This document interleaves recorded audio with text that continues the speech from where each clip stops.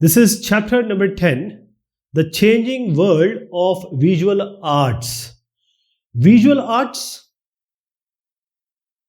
what we have seen in British rule, that various aspects, walk of life feel changed. We are talking about farmers, peasant, we are talking about the Adivasis, the Janjatis, the tribes. But what about the visual arts? Because the arts, people are everywhere and different skills people have. So, what kind of arts change? How these different artists they took upon this, or they changed themselves, or the painting change. Basically, we are talking about painting here. So, what do we mean by painting? You take a paint it on a paper, or take a canvas, paint it on a canvas. So, whatever we see today, if you see a movie or a comedy or say dance or some book, everything comes with the ideas of a person who is living in certain environment. So the ideas come, the world around him or her, it will create the ideas, it will shape up the ideas, and these ideas are presented in the form of different arts. Okay, so these ideas are, if you talk about painting, then it will be painted. So we are talking about the colonial period, we are talking about the British rule. So what kind of arts were developed or done at this particular time? What are the changes in the world of visual arts? So we are talking about around 1700 plus, to be very precise, 1750 to 1950. Around 200 years Britishers were here. So how these arts change? So when the colonial rule came, the British rule came, different type of art forms, variety of art forms, these styles, the materials, samagri. Because if you are painting, there are different techniques of painting. So you will need some oil, you will need some water, different kind of combination of chemicals. There are different techniques also which came. And this is how the Indian artists, they adapted themselves. They start doing for the local people or for the patrons or the market. For everyone, even for the bigger people, elite, and also the popular circles. So the British people also artists and the Indian also artists, they took different form style and they made this painting for different variety of people. So we'll be talking about painting as well as printmaking. Right now what we have a paper, we can photocopy it, or we have the digital cameras, we have the mobile cameras. So now we can take pictures, we can send it, share it. But at that time it was not there. The painting was the main key feature, key art, which was accepted and admired by everyone. The first picture which we see here is the Damayanti. This is a woman called Damayanti. And when you see this picture, you will not realize this is actually a painting. This was done by Raja Ravi Verma, and this is an actual painting, and it is so realistic. We will talk about Raja Ravi Verma in detail. New forms of imperial art. So art, Rajshahi art, imperial art. So what we are talking about, the people who came here, or the rule, under the rule, how the different Western people, they did different painting. So the people, because even before British rule also, the British traders were coming. So even the traders, when they were coming, and when the British rule was established in India, the rulers came. So with all of them, European artists also came along with the ships. So artists came along with the British traders and rulers in around from the 18th century it started. Okay, so whenever you go to different places, say you go to South India, you will see a lot of curry leaves, and the coconut is used in the food. So when you come back, you try to put this coconut and this curry leaves. This is how you adapt to the style. So when people go from here and there, from different place they migrate, they take with them and they adapt to different styles and different conventions. So same thing, the styles of painting and conventions. Convention is basically an accepted form or norm or style. So when they came up with different styles and convention which were not very popular in Indian subcontinent. And now whatever they are picturing, whatever they are making, these people who came along with the traders and rulers, why their painting and their work was so important and so popular? Because the Western perception, people who are coming from Western society, they want to know about India, they want to know about the subcontinent, they want to know about different places where they cannot go by themselves. For example, say 100 people, per 100 people, one is coming to India or subcontinent. So 99 are still there who want to know about India, who want to know about the subcontinent. So these pictures, this painting, this art form, these are the perception, these are the only way that the back home people can learn, oh, this is how India looks, this is how the subcontinent looks, right? So European, let me tell you about convention again, an accepted norm or style. So they came up with new styles and also new conventions of painting. So the European artists, when they came, they bought the convention, the idea of realism. Realism means realistic. That is, you don't paint what is not there. You paint what you see. That is, if you are an artist, you have eyes, whatever you see, you observe everything very carefully around you, and then whatever you have seen, with all faith, with all sincerity, you put it on the canvas, you put it on the paper. So whatever you see, you paint it, it should look real and lifelike, Jivant. So when they came, they brought the idea of realism, and then they, as I was saying, the techniques. So they brought the technique of oil painting, Talachitra Paddhati. Oil painting they also bought with themselves. Because Indian artists were not very familiar, they were not knowing about this oil painting before them.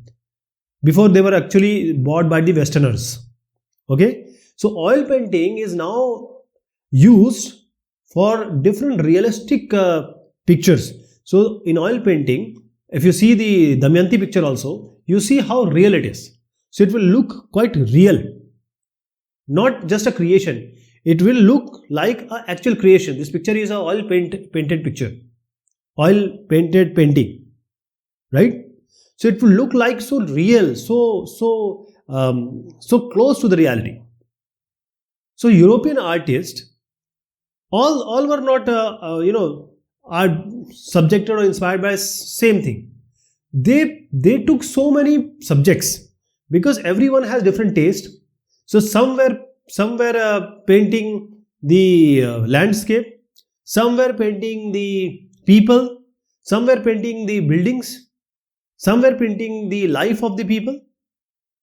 So portrait, or you can call landscape, you can say, because the variety was there. Every painter has a different style of painting. So this is how they were painting some memorial, say, some building, some war they also paint. So basically they wanted to show on all this picture the superiority of the British. They wanted to show that British or the Westerners are superior than the people of subcontinents, people of India. They wanted to show this through this picture, the culture, the people and the power these British rule have. So that is why we are calling it as the imperial art. That is why Rajshahi, imperial art, superiority is shown in the picture. When we actually see the picture, I'll show you the pictures. You'll understand what kind of superiority different famous artists they put in. So the artist here is Thomas Daniel and his nephew William Delian. There is a word going to come, engraving. Engraving is basically you take a wood or a metal. Now there is a part you chisel, you take out. That is, you make, say, flower, you make certain art. You don't make it, actually you cut it, and then these impression are pressed on the paper or the cloth. Okay, so this is how impression is. This is called engraving. When you take out certain part, artistic part from a wood or a metal, that part, if you fill something in that part and then you press it to some paper or cloth, that particular say flower or something what you have made is printed on that paper or that cloth. That is called engraving. Let me tell you again, engraving a picture printed onto a paper from a piece of wood or metal into which the design or drawing has been cut. So you need to cut on one part, say metal or wood, and then you press it on the paper and then you paint it. So looking for the picturesque. Picturesque means something beautiful, big and beautiful. Picturesque means which is soothing to the eyes. The landforms, the forest, the beaches. So one very popular imperial tradition was this picturesque type of landscape painting. You might have made when you were a kid this kind of painting, that is some mountains and sun coming up and there's a river flowing, and then you show a simple house, and then we will show some people here around, then you will show some trees out here. Okay, so this style of painting they were doing, the traditional type. So they depicted India as a quaint land. Quaint means a land which is not being touched. It's still which is not being say popularized or discovered till. And all the people who are traveling, like British were traveling or artists were traveling, they have to explore these quaint land. They wanted to show through this picture that the landscapes are rugged and wild. There are still places which are not even being touched by people. So they were showing the ruggedness, the wildness, because it is not developed. These lands are not developed. So no human has touched certain part of area, certain part of land. So this is what they wanted. This is called the picturesque landscape painting type, the imperial tradition. And the two people who are going to be discussed here a lot is Thomas Daniel and his nephew. His name is William Daniel. So Thomas Daniel and William Daniel, they were not brothers. They are not father or a son. They are actually, one is the uncle and other is the nephew. So Thomas Daniel is Chacha, William Daniel is Bhatija. So these two gentlemen came to India in 1785 and they stayed here for almost 7 years. And they started their journey from Calcutta to the north part of the India and to the southern part also. Okay, so these pictures are quite picturesque. What they made was very picturesque. That is all the land, Bhudrish means whatever they made, land is always there. So they wanted to show the area which is conquered or taken up by the Britishers. Okay, they were making very big, large oil painting on canvas. So this is a new style, and they were showing the Bhudrishya or the picturesque kind of painting here. And these paintings are very popular, and they were only showing it to very selected people. There are albums of engravings also. Engraving I just told you. So they were showing this oil painting and the engravings only to very selected people.